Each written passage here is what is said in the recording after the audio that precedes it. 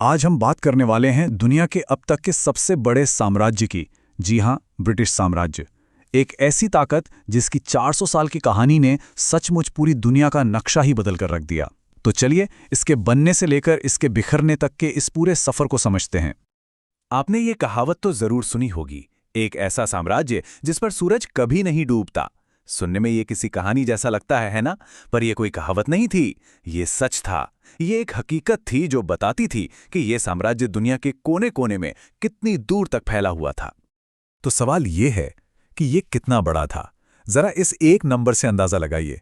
1920 के आसपास जब ये साम्राज्य अपने चरम पर था, तब दुनिया की कुल जमीन का लगभग 1/4 हिस्सा यानी 24% इसके कब्जे में था।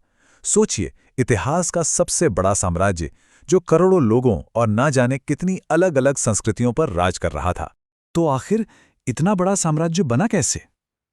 इसकी जड़ें थीं एक कमर्शियल एम्पायर बनाने में। मतलब शुरुआत हुई थी व्यापार और मुनाफे से। 1600 के दशक से लेकर 1783 तक इनका मेन फोकस पैसा कमाना था। और ये सब हो रहा था स्पेन और पुर्तगाल जैसी दूसरी यूरोपीय ताकतों के साथ होड़ में। अगर हम इस शुरुआती दौर के कुछ खास मोड़ों को देखें तो कहानी शुरू होती है 1607 में, जब अमेरिका के जेम्स टाउन में इनकी पहली पक्की बस्ती बनी। फिर 1627 में बारबाडोस में जो हुआ उसे शुगर रेवोल्यूशन कहते हैं, जिसने साम्राज्य की तिजोरियां भर दीं। इसके बाद 1757 में भारत में प्लासी की लड़ाई ने ईस्ट इंडिया कंपनी का दबदबा बना दिया। और फिर आया एक बहुत बड़ा टर्निंग पॉइंट, 1783, जब 13 अमेरिकी कॉलोनियां इनके हाथ से निकल गईं। तो ये जो पहला साम्राज्य था, इसकी बुनियाद असल में कुछ चीज़ों पर टिकी थी। सबसे पहले तो वेस्ट इंडीज़ में चीनी की खेती, जिससे ज़बरदस्त मुनाफा आ रहा था। फिर एक बहुत ही क्रूर सच, अटलांटिक स्लेव ट्रेड, मतलब दास व्यापार। ये इनकी इकोनॉमी का एक बहुत ही ज़रूरी और भयानक हिस्सा था।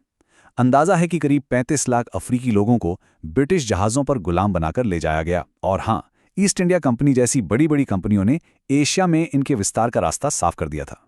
तो अमेरिकी क्रांति सिर्फ एक जंग हारना नहीं था, ये बहुत बड़ी बात थी। सोचिए, अपनी सबसे ज्यादा आबादी वाली विदेशी जमीन खो देना। इसने एक दौर खत्म कर दिया। अब ब्रिटेन को मजबूरन अपने साम्राज्य को एक नई दिशा देनी पड़ी। उनका फोकस अब अमेरिका से हटने वाला था और किसी दूसरी जगह पर टिकने वाला था। अमेरिका हाथ से जाने के बाद ब्रिटेन ने एक ज़बरदस्त यू टर्न लिया और यहीं से शुरू होता है ब्रिटेन का शाही दौर।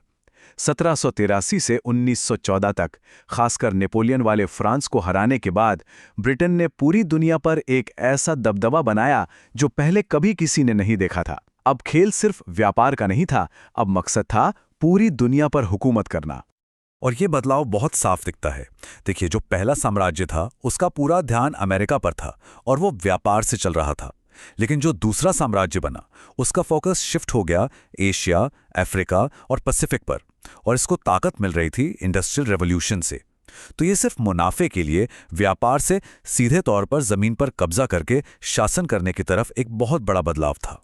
इसी दौर के लिए एक टर्म इस्तेमाल होता है, पैक्स ब्रिटानिका। लैटिन में इसका मतलब है ब्रिटिश शांति। मतलब 1815 से 1914 के बीच दुनिया में शांति तो थी, लेकिन वो ब्रिटेन की शर्तों पर थी। वो दुनिया का ग्लोबल हेजिमॉन, मतलब सबसे बड़ी ताकत बन गया था। अपनी नेवी के दम पर उसने समंदर पर कब्जा कर लिया और एक तरह से ग्लोबल पुलिसमैन का रोल निभाया, ताकि दुनिया का व्यापार उसके हिसाब से, उसके फायदे के लिए चलता रहे। और इस नए दूसरे साम्राज्य का सेंटर, उसका दिल था भारत। 1857 के विद्रोह के बाद सब कुछ बदल गया। ईस्ट इंडिया कंपनी का राज खत्म हुआ और भारत पर सीधा ब्रिटिश क्राउन का शासन शुरू हो गया।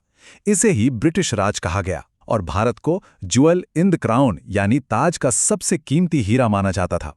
यह साम्राज्य की सबसे जरूरी और सबसे कीमती मिल्कियत थी। पर सवाल ये उठता है कि इतने बड़े साम्राज्य को कंट्रोल कैसे किया जाता था?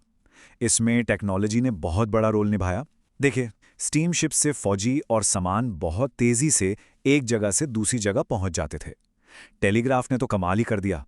लंदन में बैठा कोई अधिकारी दुनिया के किसी भी कोने में तुरंत मैसेज भेज सकता था। और हाँ, सिर्फ टेक्नोलॉजी ही नहीं, रूस के साथ सेंट्रल एशिया पर कब्जे के लिए जो द ग्रेट गेम चल रहा था, उस जैसी रणनीतिक लड़ाइयों ने भी इस साम्राज्य को और फैलाया।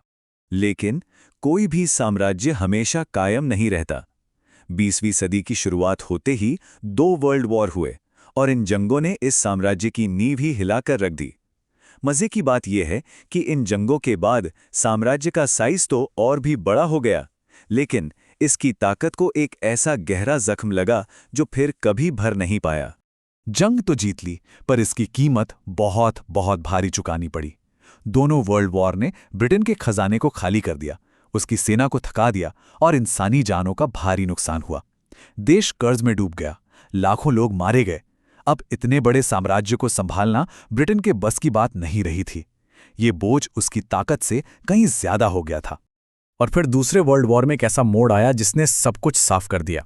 वो था 1942 में सिंगापुर का पतन। सिंगापुर को पूरब में ब्रिटेन का सबसे मजबूत अभेद्य किला माना जाता था, लेकिन जब वो जापान के सामने इतनी आसानी से ढह गया तो ये सिर्फ एक सैनिक हार नहीं थी। इसने पूरी दुनिया को एक मैसेज दे दिया कि ब्रिटेन अब अपने इतने बड़े साम्राज्य की हिफाजत नहीं कर सकता। और यहीं से शुरू हुआ आखिरी चैप्टर। वो सूरज जो कभी नहीं डूबता था, अब आखिरकार डूबने लगा था। 1945 के बाद दुनिया बदल चुकी थी। अब दुनिया के नए बॉस थे अमेरिका और सोवियत संघ। ऐसे में कॉलोनियों को आज़ाद करने का जो सिलसिला शुरू हुआ वो बहुत तेज था और उसे कोई रोक नहीं सकता था। इस अंत की शुरुआत हुई 1947 में भारत की आज़ादी के साथ। जंग की वजह से ब्रिटेन आर्थिक तौर पर पूरी तरह तबाह हो चुका था। उसने अपनी सबसे बड़ी और सबसे ज्यादा आबादी वाली कॉलोनी को आज़ादी दे दी, जिसके साथ ही एक भयानक बंटवारा भी हुआ।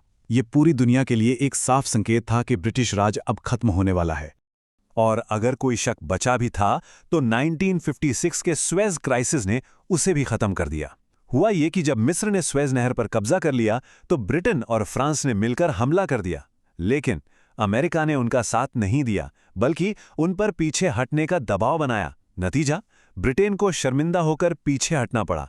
ये वो पल था जब पूरी दुनिया के सामने ये साबित हो गया कि ब्रिटेन अब सुपर पावर नहीं रहा। इसके बाद 1960s के दशक में अफ्रीका में एक बदलाव की हवा बहने लगी। ये शब्द उस वक्त के ब्रिटिश प्रधानमंत्री ने खुद इस्तेमाल किए गए। अब ब्रिटेन ने तय किया कि वो और जंगें नहीं लड़ेगा। इसके बजाय उसने इस आज़ादी की प्रक्रिया को मैनेज करने का फैसला किया। और फिर देखते ही देखते एक के बाद एक अफ्रीकी देश आज़ाद होते चले गए। और फिर आया वो दिन, 1 जुलाई 1997। ये इस साम्राज्य का एक तरह से सांकेतिक अंत था। इस दिन ब्रिटेन ने अपनी आखिरी बड़ी विदेशी टेरिटरी हांगकांग को चीन को वापस सौंप दिया। 400 साल लंबी कहानी का एक तरह से आखिरी पन्ना। लेकिन क्या कहानी यहीं खत्म हो जाती है? क्या साम्राज्य वाकई में खत्म हो गया? देखिए, पॉलिटिकल कंट्रोल तो चला गया, लेकिन उसकी जो विरासत है, उसका जो असर है, वो आज भी पूरी दुनिया में महसूस किया जाता है। तो चलिए जरा साम्राज्य के इन छोड़े हुए निशानों पर एक नज़र डालते हैं। इसकी विरासत बहुत गहरी और कॉम्प्लेक्स है। आज जो पूरी दुनिया में अंग्रेजी भाषा बोली जाती है, करीब 1.5 अरब लोग, ये उसी की देन है।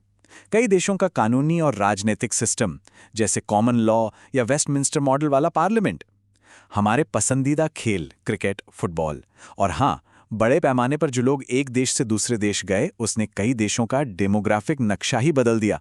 ये सब उसी विरासत का हिस्सा है। और अगर हम आज की बात करें तो उस साम्राज्य का सबसे बड़ा सांस्थानिक रूप है कॉमनवेल्थ ऑफ नेशंस। ये 56 आज़ाद देशों का एक ग्रुप है जो अपनी मर्जी से साथ हैं। इन सब की कुल आबादी करीब 2.5 अरब है। ये एक तरह से एम्पायर के बाद की दुनिया में आपसी सहयोग का एक अनोखा मॉडल है। तो आखिर में हम इस एक सवाल पे आकर रुकते हैं। एक साम्राज्य जो खत्म हो चुका है, उसकी परछाई आज भी हमारी दुनिया को कैसे बदल रही है? इसकी विरासत आज भी हमारी सरहदों में, हमारी भाषाओं में, हमारी राजनीति और हमारी संस्कृतियों में जिंदा है। और ये हमें एक ही बात याद दिलाती है कि इतिहास कभी सच में गुजरता नहीं है, वो हमेशा हमारे साथ रहता है।